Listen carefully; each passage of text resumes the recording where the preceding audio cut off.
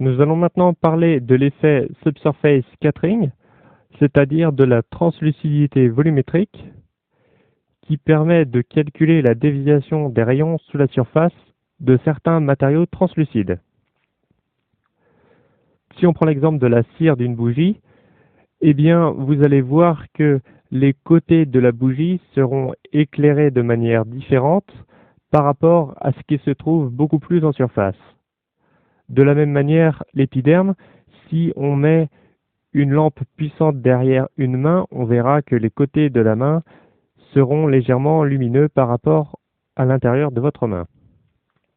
Je vais vous demander maintenant d'ouvrir le fichier 67-sss.blend.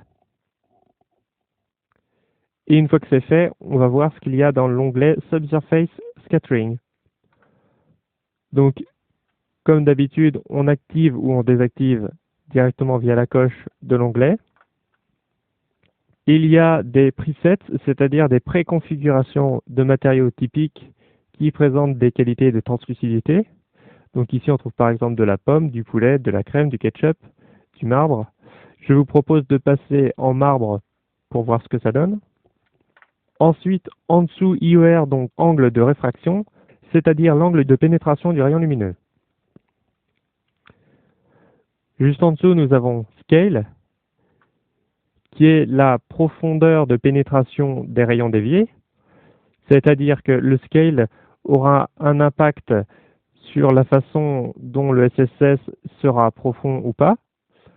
Sur une bougie, par exemple, les rayons vont profondément à l'intérieur de la bougie, alors qu'au contraire, sur une main, les rayons restent bien à la surface de l'épiderme. Donc ça permet de localiser plus ou moins l'effet SSS, donc scale. En dessous, on a la couleur de dispersion.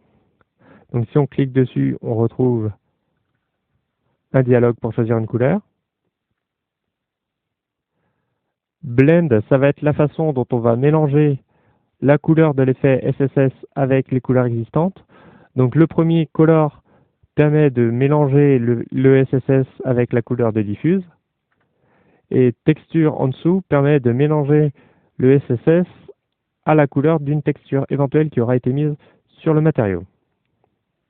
Dans l'encart RGB Radius, donc il y a rouge, vert et bleu. Ce sont la longueur des rayons lumineux, c'est le rouge, vert et bleu. Donc par exemple, si vous voulez colorer les rayons sous-surfaciques, donc pour reprendre l'exemple de l'épiderme où les rayons sous-surfaciques sont